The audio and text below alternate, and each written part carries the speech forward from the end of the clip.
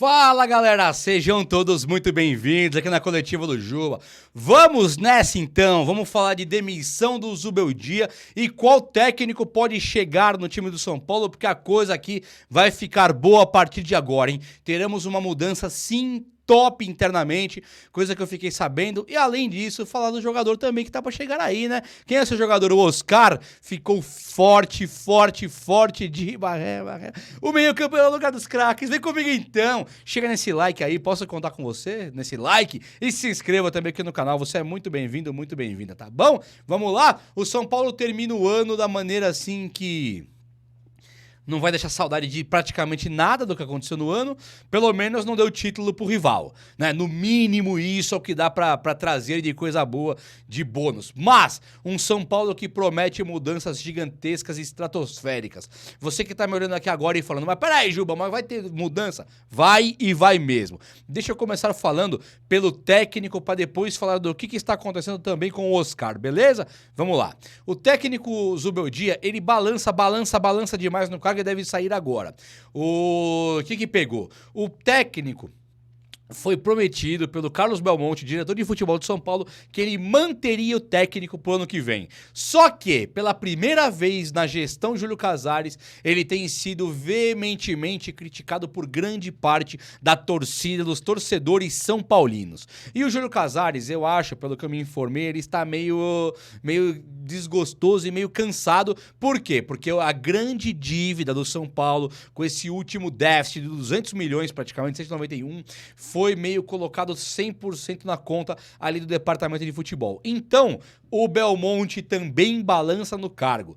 Pode ser que o Júlio Casares não demita o Belmonte? Pode, mas uma mudança na diretoria também deve ocorrer. A pressão interna começa a pegar fogo, porque o São Paulo, apesar de ter sido coadjuvante, ridículo, e ter mostrado tão pouco futebol, ter entregue tão pouco na questão futebolística mesmo, que é o que move nossa paixão, o nosso coração, o time que nós amamos, apesar desse tão pouco que nós entregamos, acaba com um ano que teve arrecadação histórica, a maior da história, e um déficit também o maior da história. Então brincaram de fazer futebol no São Paulo, brincaram com os cofres do São Paulo, foram irresponsáveis, e essa conta, essa responsabilidade terá que ser paga por alguém. E esse alguém vai ser o Júlio Casares, o grande mandatário? Não.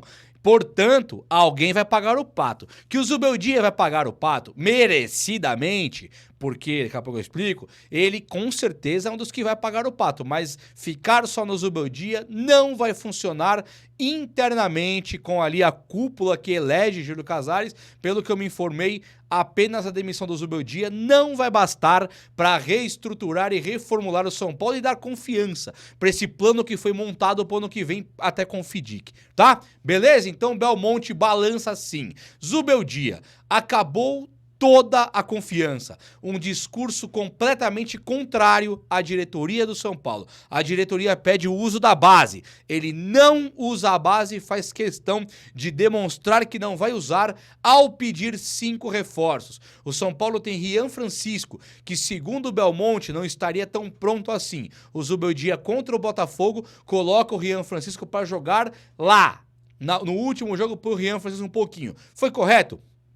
Pode ter sido, mas a única coisa que pode ter acontecido mesmo na escalação do Rian Francisco não é mostrar o quanto ele é bom, e sim mostrar que ele não está pronto. O William Gomes, idem, a mesma coisa. A ideia é mostrar que não está pronto. Só que o William Gomes, a cada jogo, ele prova mais vezes que o Zubeldia sempre esteve errado, que o Zubeldia é um incapaz de não conseguir posicionar, ajudar, dar chance pro William Gomes jogar. E o William Gomes acaba com o jogo contra o Cruzeiro, faz gol, acaba com o jogo contra o Vitória, melhor em campo, faz gols, fez o melhor agora contra o Botafogo, fez o gol também jogando lá, e quando o William Gomes ele joga na Libertadores, ele é tirado do time que os 11 jogavam mal, os 11 do São Paulo, e ele é retirado do time de maneira inexplicável, como se fosse a culpa dele. Então o técnico se mostra um incapaz de, no mínimo, gerir a equipe de base, que o São Paulo fala a todos os ventos, bastante abertamente, que precisa da equipe de base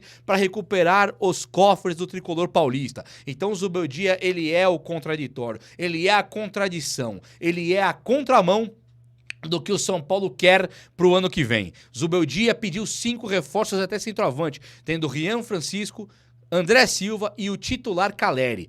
É o fim do futebol. Luiz Gustavo entregou gols ali na intermediária junto com o goleiro Rafael. E dessa vez foi Jandrei junto com o Santiago Longo. Um padrão que se repete. Um padrão que sempre se repete quando os times treinados por Zubeldia vêm à tona. Um técnico de 16, 17 anos de carreira que não coleciona títulos. Tem uma Sul-Americana na altitude que ganhou até do São Paulo e tem um título equatoriano com a LDU. Então a bagagem dele é uma bagagem derrotada. É uma bagagem fracassada. De um cara que pro ano que vem, quem está esperando por mudanças não deveria esperar. Foi sim Zubeldia que ligou pro Santiago Longo, não foi?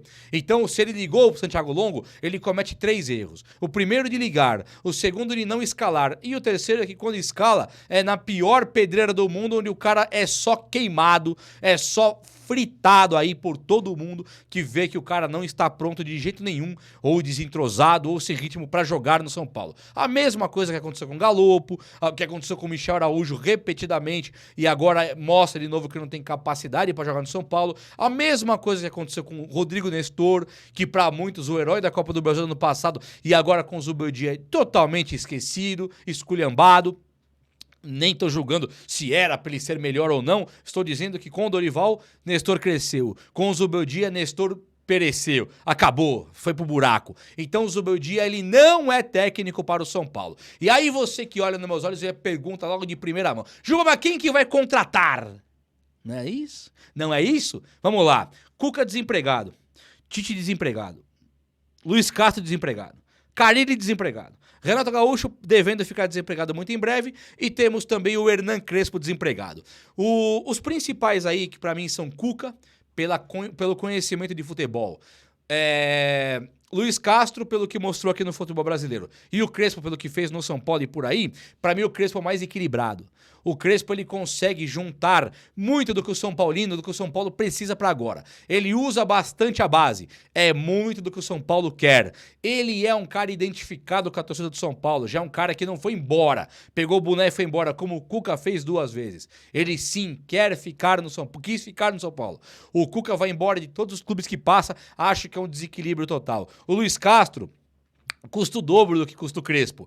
E também foi embora do Botafogo. Saiu agora de um time lá da Arábia, de um time asiático, onde o Crespo também estava, e o Crespo ganhou do Cristiano Ronaldo, ganhou do Luiz Castro, foi campeão da Champions Asiática e acaba saindo quando a torcida começa a cobrar e fala: tá bom, sou eu o problema? Então eu vou embora. E vem embora com a hombridade que deve ter um homem. E o Crespo, ele é uma figura gigantesca no futebol. Ele é muito, 1000 vezes maior do que o Tite, do que o Cuca, do que o Luiz Castro. Ele é maior como figura de futebol. Figura de futebol, não estou falando só como técnico. Estou dizendo que ele é conceito, ele é cobrão, ele é brabo quando ele vai para a Europa. Jogou em times como Inter de Milão e Milan. Ele brilhou muito no futebol europeu e seleção argentina. Então ele é um monstro. O São Paulo é cheio de argentinos. Tem Galopo, tem Alan Franco, tem Caleri, tem um monte. Além dos gringos, e o Crespo ele consegue conciliar isso aí e demonstrar extremo caráter. Eu não tenho a menor dúvida que você colocar um cara igual o Carille, o Carpini, o Zubeldia, para treinar o Lucas, para treinar o Caleri, o Arboleda, falta bagagem para um técnico sem bagagem. Lógico, um técnico sem experiência, um técnico sem títulos. Quando é o Crespo, a figura é maior. O Crespo é maior que todo mundo aí, desses jogadores que eu falei. Então o Crespo ele poderia sim ter moral para treinar o Lucas e falar: Lucas, eu não quero isso, eu quero aquilo. O Carpini não tem. O Zubeldia não tem moral pra isso. Pra falar: Lucas, eu não quero você aqui, eu quero ali. O Crespo tem essa moral. E o Crespo tem identificação com o torcedor são paulino. O Crespo ele iria olhar pro William Gomes e pro Moreira e pensar: caramba, cara, tem uns reforços aqui pro futuro que são excelentes. Ele olhar pro William Gomes e pro Rian Francisco e pensar: poxa, aqui eu tenho um jogador de bola que pode ajudar o São Paulo a ser campeão e ser vendido pra Europa. por fortuna. É diferente do que nós vemos o Zubeldia fazer quando tira o William Gomes contra o Botafogo.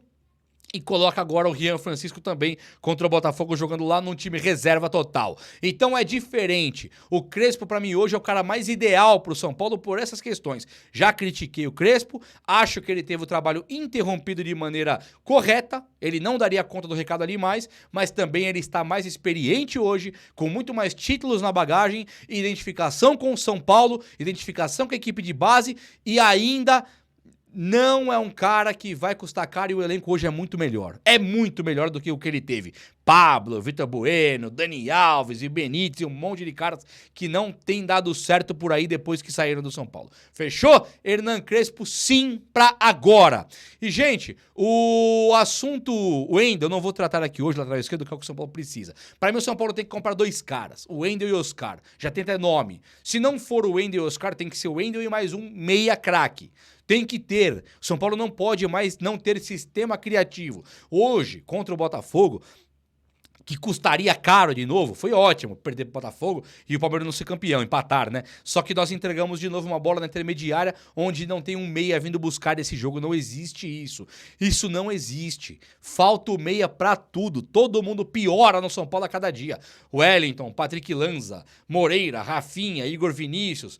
Luciano, esse meia, Caleri piorou, André Silva piorou, todo mundo, Ferreirinha piorou, todos pioraram sem ter um meia. Precisamos de um meia agora. O Oscar, o São Paulo trata ele como plano A, B, C, D, é o Oscar. Então o São Paulo vai trazer o Oscar ganhando o que ganha o Lucas Moura, não está fechado ainda, mas é a grande ideia que o São Paulo tem. Pro Lucas Moura ser o atacante com o Caleri, Ferreirinha e William Gomes buscando ali uma posição, Oscar de meia de articulação. Já falei e vou repetir. Memphis Depay, o que talvez ano que vem seja o melhor jogador aqui do Brasil.